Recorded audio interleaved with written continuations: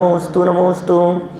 नमो अरिहंताणं, नमो सिद्धाणं, नमो आयर्याणं, नमो वज्रायाणं, नमो लोये संवसाहुणं। वन्दितु सर्वसिद्धे ध्रुवमचलमणो अमं गतिं पते। वोच्छामि समय पाहुडे निर्णमो सुध केवली भणिदं। नमः समय साराय स्वानुभूत्या चकासते चेत् स्वभावाय भावाय सर्वभावान्तर। जिन स्वानुभूति से केरी मम स्वानुभूति मदिगिरि श्री विमल धारा जैन श्रुत आनंद अमृत से। समता प्रभावती रागादि विकल्प तोड़ी के माँ सरस्वती प्रतिभाव वंदन दृष्टि निज में जोड़ी के। दृष्टि निज में जोड़ी के। ग्रंथराज समयसार जी यहाँ विराजमान है। श्रीमद् भगवत कुंद कुंदाचार्य देव प्रणीत यह अनुपम उपकारी वाणी हमारे महाभाग्य से यह वाणी लिखी गई और उससे भी अधिक भाग्यशाली हम हैं जो हमें वर्तमान में ये सब बातें पढ़ने सुनने की रुचि भी उत्पन्न हो गई। समझने की रुचि है, जिज्ञासा है, उत्साह है। ये सब बातें कोई भली होनहार के बिना नहीं होती। भली होनहार है जिसे ऐसा विचार आता है कि मैं कौन हूँ। 17 नंबर पेज पर लिखा टोडरमल जी साहब ने, जिसकी होनहार भली हो उसे अपने स्वरूप को जानने, पहचानने, समझने का विचार विकल्प आता है। हमें यदि ये विचार विकल्प आ रहा है कि मैं कौन हूँ तो ये कोई भाग्यशालीपन की निशानी है। समयसार ग्रंथादि राज नियमित क्रम से चलते हुए, रोजाना चलते हुए आज 368 दिन हुए हैं और रोजाना नियमित क्रम से हमारी जो चर्चा चलती है वही चर्चा यहाँ हम क्रम से आगे बढ़ाने वाले हैं। जीवा जीवाधिकार पूरा हुआ और कर्ता कर्म अधिकार भी पूरा हुआ। जीवा जीव अधिकार और कर्ता कर्म अधिकार में क्या बात कही गई? जीव अजीव अधिकार में तो ये बात कहते हैं कि जीव और अजीव इन दोनों के अधिकार न्यारे न्यारे हैं। जीव का अधिकार अजीव में नहीं चलता, अजीव का अधिकार जीव में नहीं है। दोनों के अधिकार न्यारे न्यारे हैं। इसका मतलब ऐसा कह सकते हैं, जीवा जीवाधिकार में बंटवारा किया है। अपना और पर का, इन दोनों के बीच में जो बंटवारा करने वाला है वो जीवा जीव अधिकार है। बड़ा महत्वपूर्ण अधिकार। मैं पर का नहीं हूँ और पर मेरा नहीं है। घर बार, महल मकान, स्त्री पुत्रादिक, ये सब मैं नहीं हूँ और मेरे भी नहीं है। बस ये जो मान्यता, उनको अपना कहने वाली जो मान्यता है, इस मान्यता को तोड़ाने का प्रयास किया जीवा जीवाधिकार में और बहुत चर्चाएं हो गई। फिर कर्ता कर्म अधिकार में आगे चल कर के ये बात कही कि ये शरीर आदि मैं और मेरे तो नहीं है, लेकिन मैं इनका कर्ता भोक्ता तो हूँ। तो कहा नहीं भाई, तुम इनके कर्ता भोक्ता भी नहीं हो। ये पर पदार्थ तुम नहीं हो, ये पर पदार्थ तुम्हारे नहीं हैं। तुम इन जगत के पदार्थों के कर्ता नहीं हो और भोक्ता भी नहीं हो। और मालूम है पर के खाते में, अभिषेक भाई, पर के खाते में इन्होंने जड़ पदार्थों को तो लिया ही, शरीर और संयोग तो पर पदार्थ हैं ही, द्रव्य कर्म और भाव कर्म भी पर के खाते में ले लिए, वो भी पर ही है। इसका मतलब जब पर से भिन्नता की बात कही तो अकेले द्रव्य कर्म और भाव कर्म नहीं, अकेले द्रव्य कर्म और नौ कर्म नहीं, भाव कर्म भी उसमें शामिल। राग आदि से वर्णाद्यावा राग मोहा दयोवा भिन्ना भावा सर्व एवा देते हैं भाव को न्यारा छाया। चर्चा जीवा जीवा अधिकार में भी और कर्म अधिकार में भी, और रागादि 19 बोलों को शामिल किया था। 50 दौलत राम जी ने भी वही प्रयोग किया, वर्णादि अनुरागादि ते निज भाव को न्यारा किया। अब जब ये सारी बातें एकत्व ममत्व कर्तृत्व भोक्तृत्व बुद्धि को तोड़ाने की यहाँ कह दी गई, फिर पुण्य पाप अधिकार शुरू हुआ। पुण्य पाप अधिकार की भी हम 5 गाथाओं की चर्चा कर चुके हैं। आज 150 नंबर गाथा से हम आगे बढ़ेंगे। पिछली 5 गाथाओं में क्या चर्चा हुई है, थोड़ा बहुत यदि मैं आप लोगों का ध्यान आकर्षित करूं, ये पुण्य पाप अधिकार पुण्य और पाप प्रकृतियों को बतलाने वाला नहीं है, पुण्य और पाप का बंटवारा करने वाला नहीं है। पुण्य क्या है, पाप क्या है, पुण्य पाप की परिभाषा तक नहीं बतलाई कुंद कुंदाचार्य देव ने यहाँ कि पुण्य क्या होता है और पाप क्या होता है। पूरा चैप्टर लिख दिया, और पूरे चैप्टर में कहीं कहीं भाई जिस नाम से चैप्टर लिखा है कम से कम उसकी थोड़ी बहुत चर्चा तो हो। आपने जो नाम लिखा है, जो हेडिंग दी है, उस हेडिंग के अनुसार उसमें डिटेल तो होनी चाहिए। तो पुण्य पाप का वर्णन नहीं मिलना चाहिए यहाँ। बोले बात तो कहेंगे हम, लेकिन ये समय सार ग्रंथ है, हम यहाँ आगम परम आगम लिख रहे हैं। हम यहाँ सुनी सुनाई बात नहीं कहेंगे, हम यहाँ अनुभव की बात कहेंगे। और अनुभव की बात यह है कि पुण्य और पाप दोनों में फीलिंग एक जैसी आती है, ये अनुभव की बात है। 145 नंबर गाथा से चर्चा शुरू हुई, और 145 नंबर गाथा में कह दिया, सुशील है शुभ कर्म और अशुभ कर्म कुशील है, संसार के हैं हेतु वे कैसे कहें कि सुशील है। क्या क्या कह रहे हैं भाई साहब, ये संसार के हेतु हैं दोनों। सुशील शुभ कर्म को कहा और कुशील अशुभ कर्म को कहा, लेकिन हमारा प्रश्न यह है कि जिन्हें कुशील कह रहे हो वो तो कुशील है ही, जिन्हें सुशील कह रहे हो वे भी आखिर कैसे सुशील हो सकते हैं, वे तो संसार के कारण हैं। पाप तो संसार का कारण है ही, सारा जगत पाप को तो बुरा कहता ही है। योग सार ग्रंथ 71 नंबर गाथा में बात करते हैं, हर पाप को सारा जगत ही बोलता यह पाप है, पर कोई विरला बुध कहे कि पुण्य भी तो।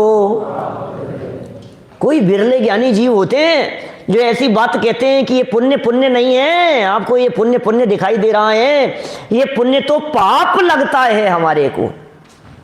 इस पुण्य को पाप कहने की हिम्मत ये वीतरागी दिगंबर संतों में ही हो सकती है, दुनिया में और किसी में ताकत नहीं है जो पुण्य को पाप कह करके पुकारे। कौन कहे भाई साहब इस पुण्य को पाप, पुण्य पुण्य है पाप पाप है, सीधा सीधा क्यों नहीं कहते हो? पुण्य को पुण्य कहो, पाप को पाप कहो कि नहीं? कि साहब आप कह तो रहे हो ना कि पुण्य भी, इसका मतलब पुण्य कुछ अलग है, ये तो आपकी निगाह में है कि हाँ हाँ होगा। क्या पुण्य भले ही कहा जा रहा है उसे, लेकिन वो पाप जैसा ही हमें संसार में रुलाने वाला है। तुम पहले ये नक्की करो तुम्हें जाना कहाँ है,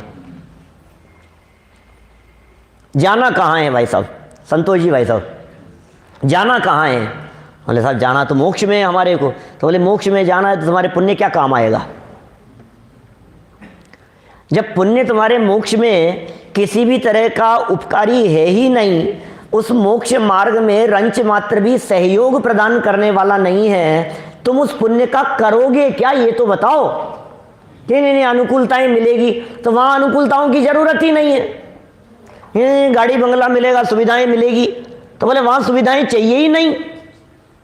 जब हमें कहीं जाना ही नहीं हो तो हमें गाड़ी की क्या जरूरत है?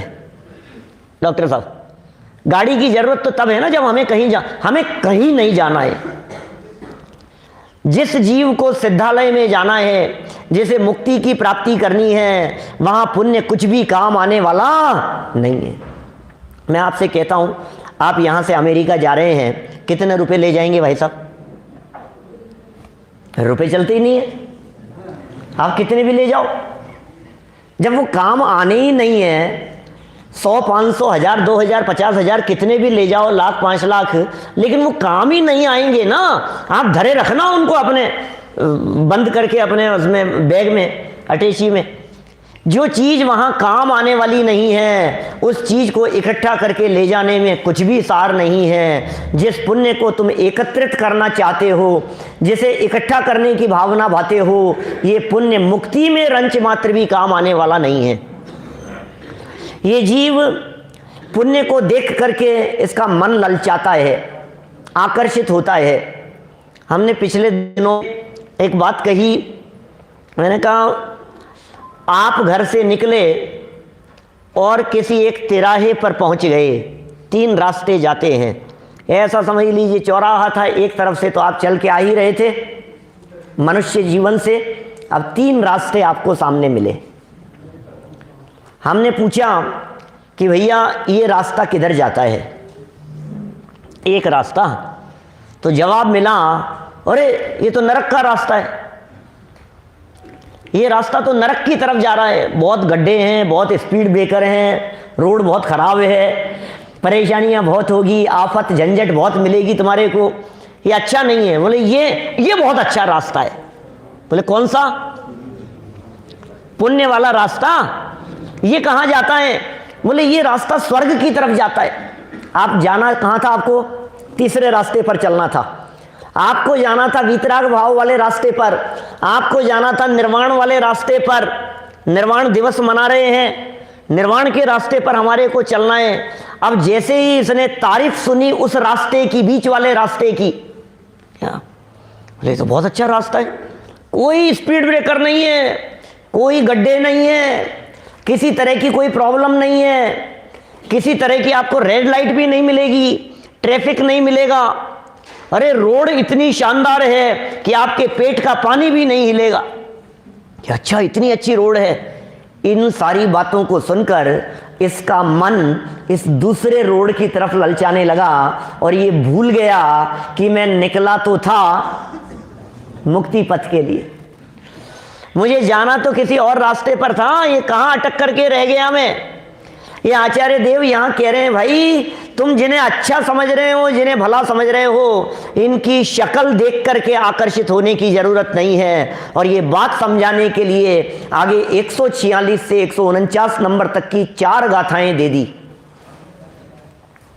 जिन 4 गाथाओं में वो प्रसिद्ध उदाहरण लोहे और सोने की बेड़ियों का, 146 नंबर गाथा में, कौन मुमुक्षु आत्मार्थी ऐसा होगा जिसने पुण्य पाप के लिए लोहे सोने की बेड़ी की चर्चा नहीं सुनी हो? बच्चा जानता है, मुमुक्षु समाज का सब जानते हैं। आप यदि उन्हें पुण्य पाप के बारे में, अरे ये तो सोने की बेड़ी है ये तो, लेकिन फिर भी सोने की बेड़ियां कहते हुए भी पुण्य ही पसंद आता है हमारे को। हमें पुण्य ही पसंद आता है, पाप पसंद नहीं आता है। पुण्य की तरफ चित्त हमारा आकर्षित होता है, पुण्य में हमारा मन ललचाता है। और आचार्य देव ने यहाँ जो दृष्टांत दिया है इन 4 गाथाओं की टीका में, उसमें तो गजब कर दिया, ऐसा दृष्टांत दिया है। उसी हाथी का दृष्टांत दिया है प्रदीप जी भाई साहब, जिसकी चर्चा आप प्रवचन सार में कर रहे हैं, वही दृष्टांत यहाँ दिया 146 से 149 तक पुण्य पाप अधिकार में। उस हाथी का दृष्टांत देकर के चर्चा की कि भाई इस हाथी को कैसे पकड़ा जाता है तुम जानते हो? हाथी को पकड़ने की 3 तरह की पद्धति, क्या 3 तरह से हाथी पकड़ा जाता है। मैं विस्तार नहीं करूंगा, भाई साहब कल कर चुके हैं दोपहर में। मैंने पुण्य पाप जो है, ये पुण्य और पाप ये दोनों ही आपको फंसाने वाले, बस इतना है, एक की शक्ल खराब है और एक की शक्ल अच्छी है। सुंदर शक्ल देख करके आकर्षित होने की जरूरत नहीं है। हथनी को सामने खड़ा किया, उस हाथी को अट्रैक्ट करने के लिए गड्ढे में गिराना था, हाथी को बांधना था। पूरे दृष्टांत की चर्चा करना सार्थक नहीं है अभी, लेकिन इतना समझ लीजिए कि जिस हथनी के चक्कर में आकर कुटनी हथनी शब्द का प्रयोग किया है, कुटिल परिणाम वाली, फंसा देने वाली, आपको आकर्षित करने के परिणामों वाली उस हथनी के चक्कर में जिस तरह से आप फंस गए हैं, यहाँ आचार्य देव ने आगे चल करके एक और गजब का वाक्य दिया। उन्होंने कहा कि यदि वो हथनी बदसूरत की जगह सुंदर हो तो फंसने के चांस और ज्यादा हो जाते हैं। अमनोरम और मनोरम दो हथनी शब्द के प्रयोग किए हैं, हथनी के पहले दो शब्दों के प्रयोग किए हैं। बोले यदि वो अमनोरम है तब भी ये जीव फंस जाता है, तो यदि वो हथनी मनोरम हो इसके फंसने के चांस कितने होंगे। अमनोरम स्त्री की चर्चा, हथनी की चर्चा, ये चर्चा की पाप के लिए, और शुभ भाव के लिए मनोरम स्त्री की बात कही, मनोरम हथनी की बात कही। और आचार्य अमृतचंद्र स्वामी ने फिर उसको सिद्धांत पर घटित करते हुए बतला दिया, मोही जीव के पाप कर्मों की अपेक्षा पुण्य कर्मों पर मोहित होने के अवसर अधिक हैं। पाप पर मोहित नहीं होता, पाप को तो बुरा जानता है, पाप को तो जन सामान्य भी बुरा कहता है। पाप के लिए तो हर व्यक्ति ये कह रहा है ये तो बुरा है, ये तो बुरा है, अंदर से भी दिल से भी यही आवाज उठती है ये तो बुरा है, ये करने लायक नहीं है, पाप मत करो, पाप से बचो। लेकिन पुण्य के बारे में कौन कहेगा कि इससे बचो, शिविर में आए हो इससे बचो, ये कौन कहेगा। प्रवचन सुनने से बचो, बचो का अर्थ ये शिविर में आना और प्रवचन सुनने में अटक करके मत रह जाना, इसका नाम है बचना। इसमें संतुष्ट मत हो जाना, ये शुभ भाव अटकाने वाले हैं। अरे प्रवचन सार 79 नंबर गाथा की टीका में तो इसके लिए धूर्त अभिसारी का शब्द का प्रयोग किया है, धूर्त अभिसारी का कहते हैं। यहां तो इन्होंने कुटनी हथनी का प्रयोग किया है, लेकिन वहां तो अभिसारी का कहकर के कह दिया धूर्त है ये। और ये शब्द दिए वहां 79 नंबर गाथा की टीका में बहुत ही मार्मिक शब्द दिए हैं। वो कहते हैं जो इस शुभोपयोग परिणति के चक्कर में उलझ गया, शुद्ध परिणति रूप परम सामायिक की प्रतिज्ञा करके भी के प्रेम में उलझ गया, जीव को महादुख संकट निकट है। क्या क्या कह रहे हैं क्वेश्चन जी? महादुख संकट निकट है। अरे दुखी कह देते, दुख से भी बड़ा शब्द है संकट। बोले दुख होगा कि नहीं, तुम संकट में पड़ जाओगे, और कह रहे हैं दुख और संकट नहीं, महादुख संकट। ये क्या है चक्कर? किसके बारे में कह रहे हैं? शुभोपयोग में उलझने वाले के लिए कह रहे हैं। जो शुभोपयोग में उलझ गया उसकी चर्चा है। सतीश जी भाई साहब शुभोपयोग को नहीं कह रहे, शुभोपयोग को बुरा नहीं कह रहे हैं, क्योंकि शुभोपयोग परिणमन तो मुनिराजों का, भावलिंगी संतों का भी दिखाई देता है। और यदि भावलिंगी संतों के लाइफ में देखें तो ऑन एन एवरेज माने दुगना उनके शुभोपयोग है जितना शुभोपयोग होता है उसकी तुलना में।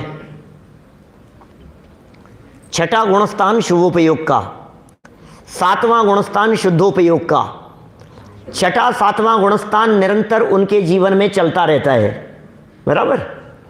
अब छठा सातवां गुणस्थान जो निरंतर चल रहा है उसमें आगम वचन यह है कि छठे गुणस्थान का काल सातवें गुणस्थान से दुगना है। छठे गुणस्थान का काल सातवें गुणस्थान से दुगना है, दुगना या अधिक ऐसा लगाना। तो यदि सातवें गुणस्थान में ये जीव 1 मिनट रहा तो छठे गुणस्थान में 2 मिनट रहेगा। सातवें में 1 घंटा रहा तो आठवें में, छठे में 2 घंटा रहेगा। 1 घंटे अर्थ 1 घंटा लगातार रहता नहीं है। 1 घंटे लगातार सातवें में रह ले तो केवल ज्ञान हो जाए, सातवां कहाँ रहे वो। अंतर्मुहूर्त से ज़्यादा तो गुणस्थान का काल ही नहीं है। छठा गुणस्थान हो या सातवां गुणस्थान हो या ऊपर के कोई भी गुणस्थान हो, 12वें गुणस्थान तक अंतर्मुहूर्त से ज़्यादा उनका काल नहीं है। छठे से 12वें गुणस्थान तक का काल सबका मिलाकर के भी अंतर्मुहूर्त कहा है और सबका पृथक पृथक भी अंतर्मुहूर्त कहा है।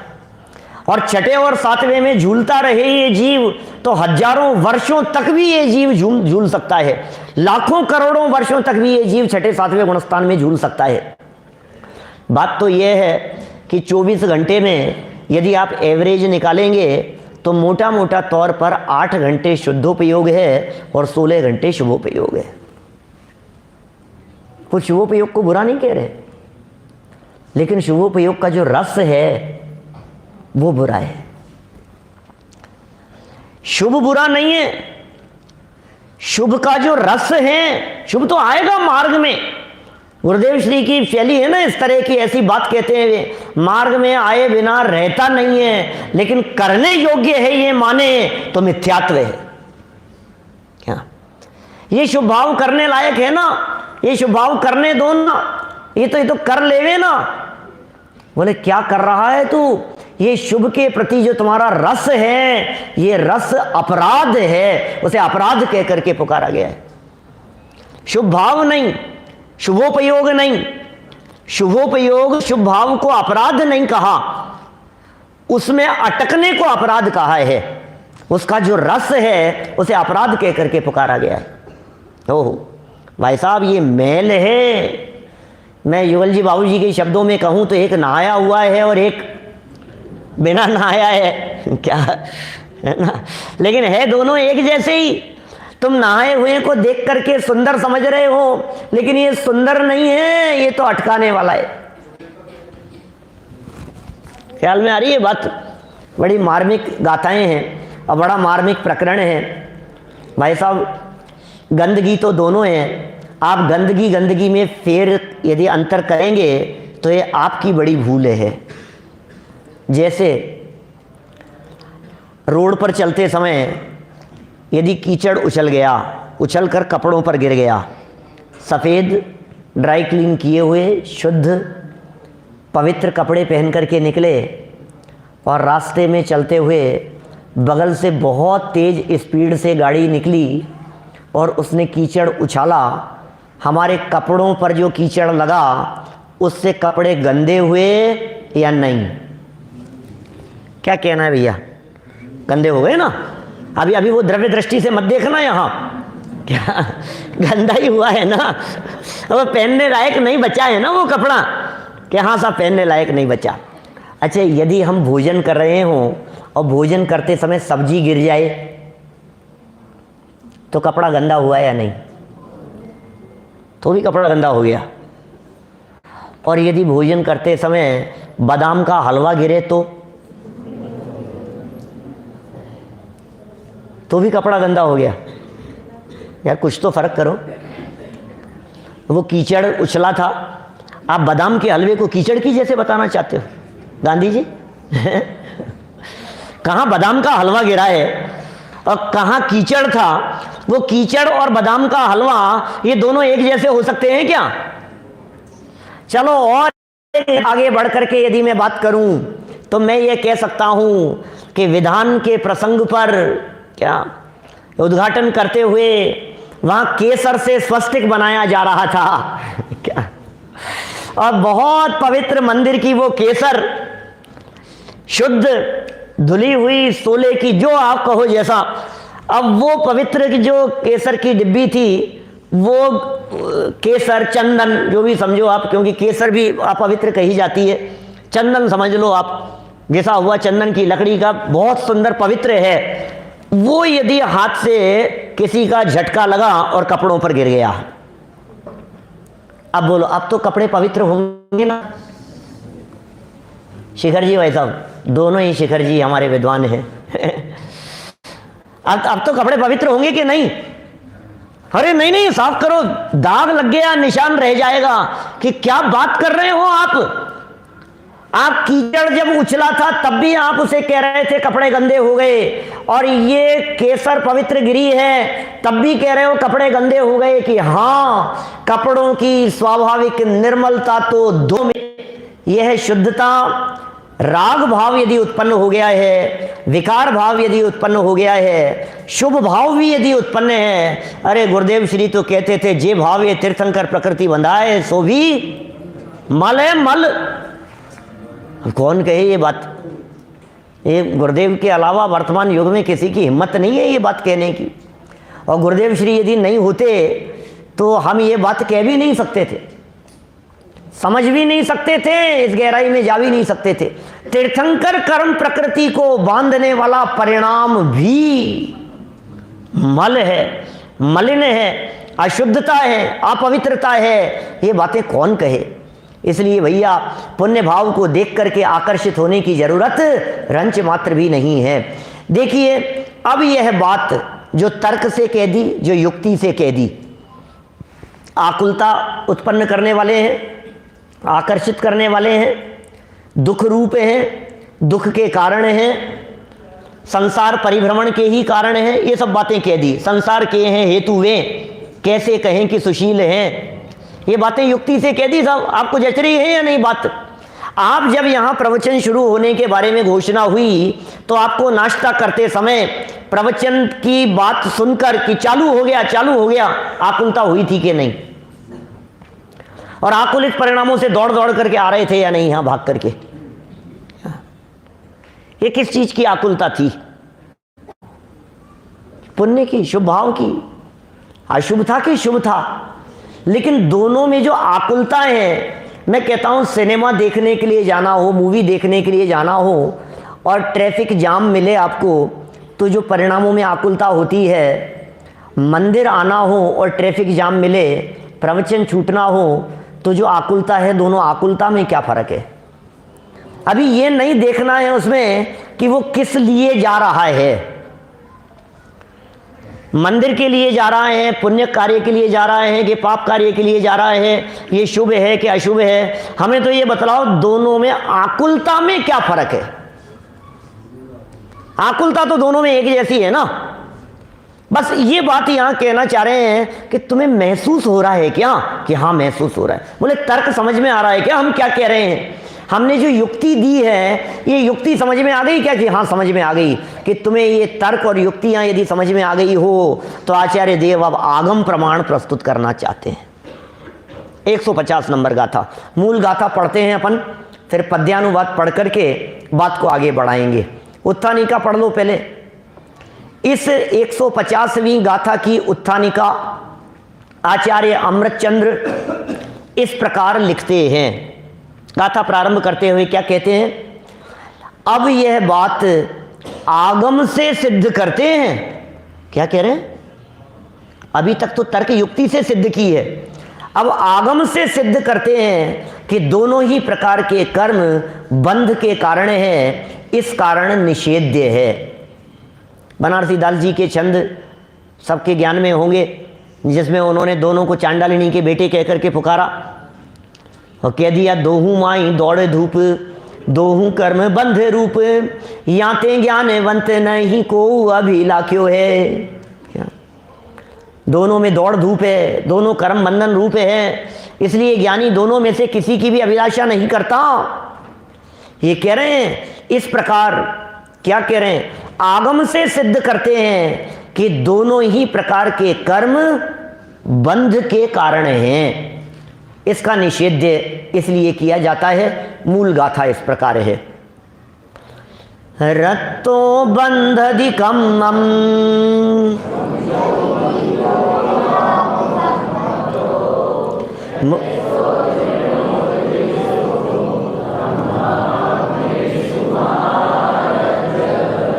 रत्तो बंधधिकम मोचदि जीवो विराग संपत्तो,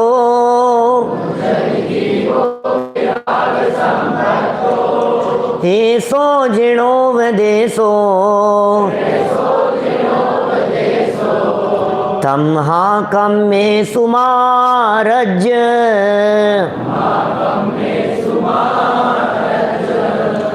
विरक्त शिवरमणि वरे अनुरक्त बांधे कर्म को जिन देव का उपदेश यह मत कर्म में अनुरक्त हो। क्या कह रहे हैं? विरक्त, जो जीव विरक्त हैं वो तो शिव रमणी को वरने वाले हैं। विरक्त रहने वाले जीव तो मुक्ति रूपी कन्या का वर्ण करने वाले हैं। और जो अनुरक्त हैं, दो तरह के जीव ले लिए, एक जीव है विरक्त और दूसरे जीव है अनुरक्त। तो जो जीव विरक्त हैं वे तो मुक्ति लक्ष्मी का वर्ण करने वाले हैं, और जो अनुरक्त हैं वे बांधे कर्म को, वो कर्म को बांधने वाले हैं। ये किसकी बात कर रहे हैं? कौन अनुरक्त है, कौन विरक्त है? अभी टीका में खोलेंगे आचार्य देव। जिन देव का उपदेश यह मत कर्म में अनुरक्त हो। ये जिनेंद्र देव का उपदेश है भाई साहब, ये जिनेंद्र देव का वचन है, ये जिनवाणी के वचन हैं। गाथा में क्या कहा था? उत्थानिका में आगम से सिद्ध करते हैं। क्या कौन सा आगम लिखा भाई साहब? कौन सा रेफरेंस दे रहे हैं? जिनेंद्र भगवान, बस यही आगम है। जिनेंद्र भगवान की बात कह दी, इसे ही आगम कह दिया है। आप कहीं आगम का अर्थ किसी रेफरेंस की अपेक्षा मत कीजिए। हम लोग आगम प्रमाण के नाम पर क्या करते हैं? नेमचंद जी साहब, ऋषभ जी भाई साहब, आगम प्रमाण दो भैया, आगम प्रमाण दो, रेफरेंस बतलाओ आप। हम कहेंगे इस ग्रंथ में, इस गाथा में, इस टीका में, इस जगह पर, इतने पेज पर, इतनी नंबर की लाइन में ये बात लिखी है। फुटनोट देते हैं ना अपन, रेफरेंस देते हैं। रिसर्च आर्टिकल लिखने वाले सब, रिसर्च पेपर आर्टिकल जो भी लिखते हैं, सब रेफरेंस होना चाहिए। आपने जो बात कही है उसका रेफरेंस दो। और कोई बात अपन बोलते हैं तो तुरंत सामने वाला ही कहता है इसका क्या प्रमाण है आपके पास में? है आपके पास में कोई आगम प्रमाण? हम तो भाई ग्रंथ में तलाशते हैं, आगम प्रमाण चाहिए। अब कुंद कुंदाचार्य देव आगम प्रमाण प्रस्तुत करते हुए क्या कह रहे हैं? बोले जिनेंद्र देव ने कहा है। बोले ये आगम है? ये आगम है। जिनेंद्र देव ने कहा है, इस बात को स्वीकार करना यही आगम है। भाई साहब, कुंद कुंदाचार्य देव के सामने आगम थे कहाँ, ये तो बताओ। क्या क्या था कुंद कुंदाचार्य देव के सामने? उससे पहले कौन से ग्रंथ लिखे जा रहे थे? सर्वार सिद्धि लिखी गई थी, तत्वार सूत्र था उसमें, आत्ममीमांसा लिखी जा चुकी थी, कुछ भी तो नहीं था। ले दे करके एक षटखंडागम ग्रंथ वो भी लिखा जा रहा था, पूर्ण हो गया होगा कदाचित। क्या था वो? कर्णानुयोग के ग्रंथों में षटखंडागम ग्रंथ कुंद कुंदाचार्य देव के पहले लिखा गया था। कषाय पाहुड़ मान लो आप। गुणभद्राचार्य देव की, गुणधर, गुणभद्र नहीं, गुणधराचार्य देव की रचना कषाय पाहुड़। बोले साहब पहले लिखा गया था। क्या रेफरेंस दे रहे हैं उसका? वो तो सब आगम था। ये परमागम कहते लिखते हुए लिख रहे हैं। बोले साहब जिनेंद्र भगवान का वचन है, यही आगम है। आगम माने भगवान की वाणी है, और इतना ही पर्याप्त था सामने बैठे हुए जीवों के लिए। कि कुंद कुंदाचार्य देव कह रहे हैं ना, भाई साहब आप जो कह रहे हो और साक्षी से कह रहे हो, ये प्रमाण है ना, और क्या चाहिए? आज हम यदि ये बात कहें यहाँ बैठ करके कि तुम्हें पता है ये बात गुरुदेव ने कही है, बस हो गया प्रमाण। कहाँ कही है, क्या है, खोल के दिखाने की जरूरत है क्या? कुंद कुंदाचार्य देव के शिष्यों को कुंद कुंदाचार्य देव के ऊपर भरोसा था कि ये कह रहे हैं कि जिनेंद्र भगवान द्वारा कहा गया है, ये जिनेंद्र का उपदेश है। एशो जिनोपदेशो, एसो जिनोपदेशो, ऐसा जिनेंद्र भगवान का वचन है। बोले ठीक है, आपने प्रमाण दिया है भगवान का, हमें स्वीकार है, इसका नाम जिनोपदेश है। और क्या उपदेश है भाई साहब? उपदेश क्या है? जिनेंद्र भगवान का क्या आदेश है? पूजन करो। जिनेंद्र भगवान का क्या आदेश है? रोजाना भक्ति करो। जिनेंद्र भगवान का क्या आदेश है? भैया 2-4 घंटा रोजाना स्वाध्याय करना, ये भगवान का आदेश है? कि बोले नहीं, गलतफहमी में हो तुम। ये जिनेंद्र भगवान का आदेश नहीं है कि 2-4 घंटा स्वाध्याय करना। जिनेंद्र भगवान का तो आदेश यह है, मत कर्म में अनुरक्त हो। क्या आप कर्म की तरफ आकर्षित नहीं होना, ये जिनेंद्र भगवान का आदेश और उपदेश है। कौन माने इन बातों? कौन से कर्म में अनुरक्त होने का निषेध कर रहे हैं? शुभाशुभ दोनों ही प्रकार के कर्मों का निषेध कर रहे हैं। अशुभ भाव में भी अट्रैक्ट होने वाले लोग कम नहीं है। पाप में भी तो मजा आता है लोगों को। जब आप टीवी के सामने बैठ करके चैनल घुमाते हैं तो आपको किसका मजा आ रहा है? पाप में ही मजा आ रहा है ना। जब आप बाहर में मैच देख करके आनंदित होते हैं तो पाप में ही तो मजा है, पुण्य तो नहीं है ना उसमें कुछ भी। कि नहीं पाकिस्तान का फेवर लेवे तो पाप और हिंदुस्तान का फेवर लेवे तो पुण्य, ऐसा चलेगा? संकेत क्या करना है बोलो? हिंदुस्तान का भाई भारत जीत गया, भारत जीत गया, तो ये जो फेवर लिया है ये पुण्य में मजा है कि पाप का? पाप में अनुरक्त हैं। अब बहुत सारे लोग उस पाप को छोड़कर पुण्य में अनुरक्त हैं। अब उन्हें लगता है कि नहीं भाई साहब, अरे ये तो बेकार है, टाइम वेस्ट हो गया, टाइम वेस्ट कर दिया अपन ने, टीवी के सामने बैठ करके टाइम वेस्ट कर दिया। तो फिर भगवान के सामने बैठ करके नहीं, ये तो सार्थक हो गया। क्या बात कर रहे हो आप?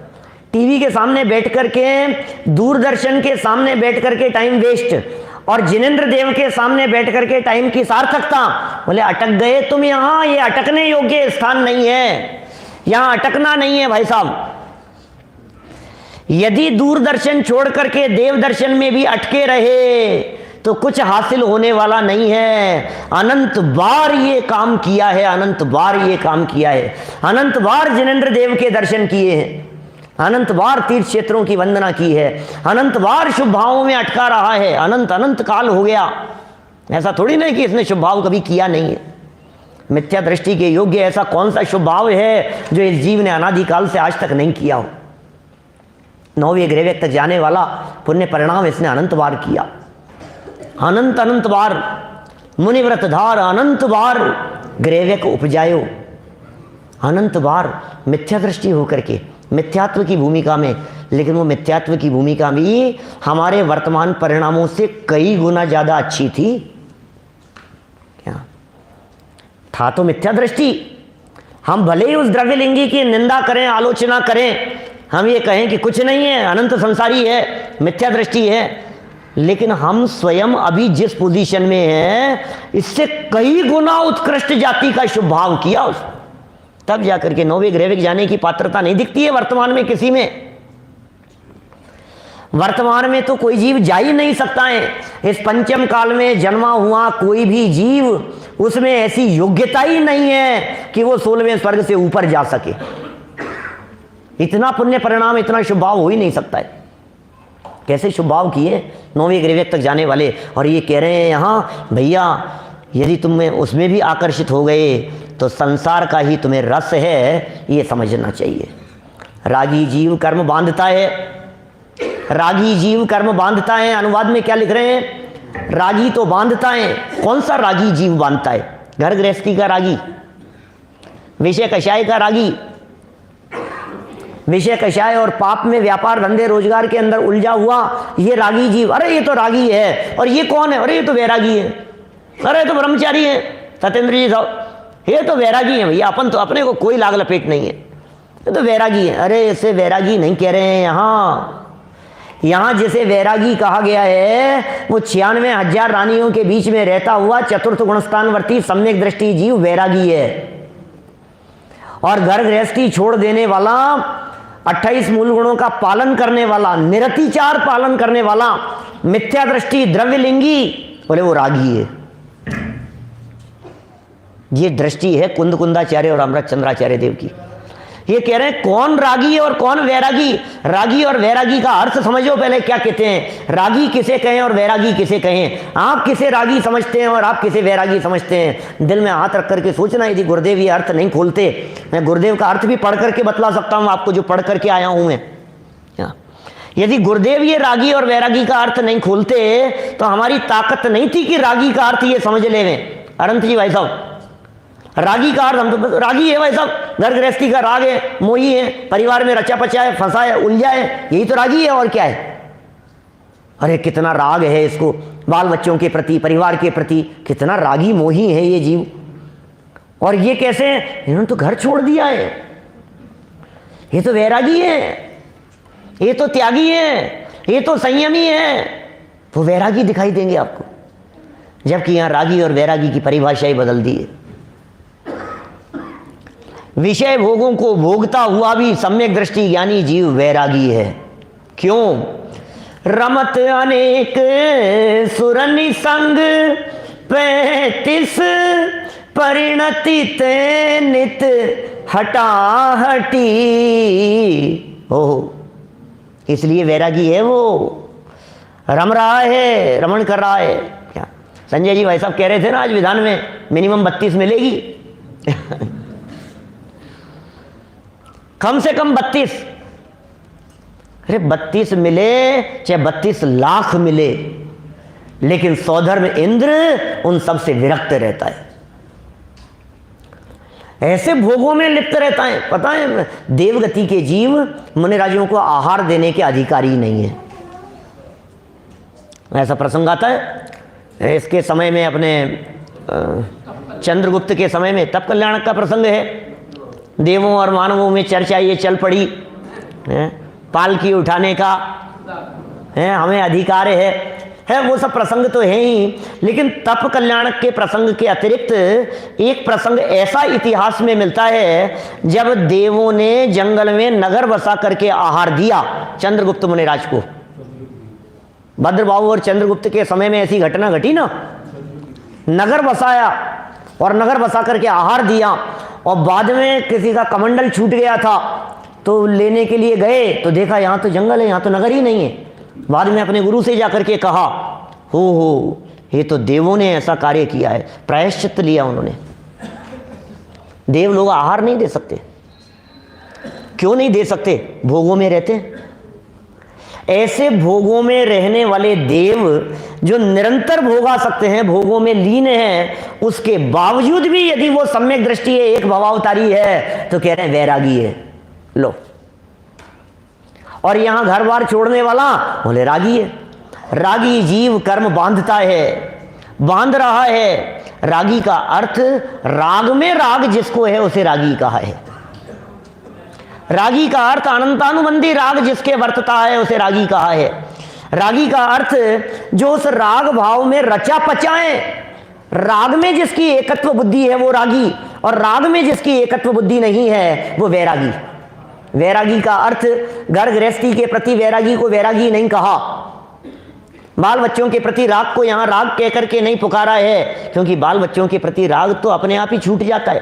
क्या दम है इसमें? अरे भाव बदला, अब बच्चों के प्रति राग रहेगा आपका, परिवार के प्रति। और अनंत बार ऐसा जन्म मरण किया है जिसमें बाल बच्चे और परिवार होता ही नहीं है। अमित जी साहब, वो तो बच्चे ही नहीं है। एक इंद्रिय से लेकर के और 4 इंद्रिय तक के जीव तो नियम से सम्मूर्छन ही होते हैं ना। 1 इंद्रिय, 2 इंद्रिय, 3 इंद्रिय, 4 इंद्रिय जीव, मक्खी मच्छर कीड़े मकोड़े सब सम्मूर्छन ही है। सम्मूर्छन माने माता पिता नहीं होते, सम्मूर्छन माने परिवार नहीं है, सम्मूर्छन माने बाल बच्चे नहीं है। बाल बच्चे नहीं है तो फिर बाल बच्चों वाला राग तो होगा उनके। अरे बाल बच्चे ही नहीं है तो उनके प्रति राग कहां से होगा? तो इसका मतलब यहां जो राग कह रहे हैं ये राग परिवार के प्रति वाला राग नहीं है। जैसे वैरागी कहकर के पुकारा है, ये परिवार के प्रति राग टूटने का नाम वैरागी नहीं है, राग के प्रति राग टूटने का नाम वैराग्य है। ये राग करने लायक है, ये शुभाव करने लायक है। ये जो परिणाम उछलता है उसका यहां निषेध कर रहे हैं। देखो गाथा के अनुवाद में कितनी गजब की बात कही है। रागी जीव कर्म बांधता है। कौन रागी जीव? ऐसा लगता है कोई रागी होगा, ये रागी जीव है, ये करे। सारे दुनिया में रागी रागी भरे हैं, ये सब कर्म बांधते हैं। और वैराग्य को प्राप्त जीव कर्मों से छूटता है। रागी कर्म बांधता है, वैरागी जीव कर्मों से छूटता है। यह जिनेंद्र भगवान का उपदेश है। ये जिनेंद्र भगवान का आदेश है। ये जिनेंद्र भगवान ऐसा कह रहे हैं कि रागी जीव बंधता है और वैरागी जीव कर्म से छूटता है। तो क्या करें साहब, इसलिए क्या किया जाए? बोले इसलिए एक काम करो, मत कर्म में अनुरक्त हो, तुम कर्म में अनुरक्त मत हो, इसलिए कर्मों से राग मत करो। कौन से कर्मों से राग नहीं करें? गुरुदेव ने, पता है, अभी अपने को ऐसा लगता, यदि अपन इसको पढ़ते ना कि कर्म से राग मत करो, तो लगता भैया पुण्य पाप प्रकृतियों से राग मत करो, पुण्य को भला मत जानो, पाप प्रकृतियों को बुरा मत जानो, पाप प्रकृतियाँ बुरी है या पुण्य प्रकृतियाँ भली है, पुण्य प्रकृतियों से अनुकूल संयोग मिलेंगे उसे भला मत जानो।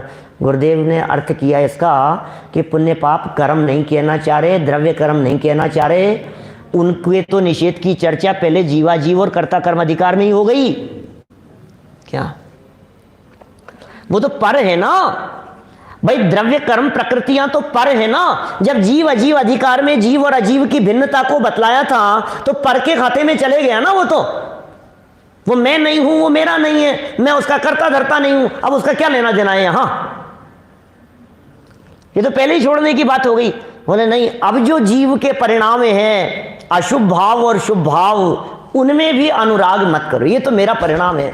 सच ऐसा लगता है ना, अंदर से ऐसा उछलता है परिणाम, अरे कितना उज्जवल परिणाम है मेरा, ओहो क्या गजब भाई साहब, अपने तो भाई साहब इतने अच्छे परिणाम हैं, इसके परिणाम देख करके, इनके परिणाम देख करके क्या गजब के भाव हैं। अरे भाई, मत कर्म में अनुरक्त हो, ऐसी बात यहाँ कही है इन्होंने।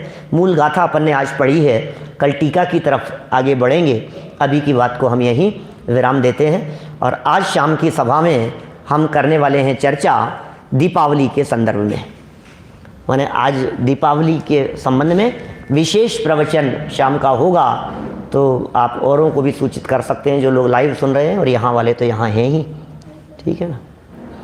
महापुण्य के भावों में भी वीर भक्त तुम अटको मत, व्यर्थ मंजीरा पीठ पीठ भव भव में प्राणी भटको मत, और संयोगों को मत छेड़ो, तुम राग भाव पर वार करो, रहकर निजातों में ही तुम भव संतति संहार करो, तुम भव संतति संहार करो।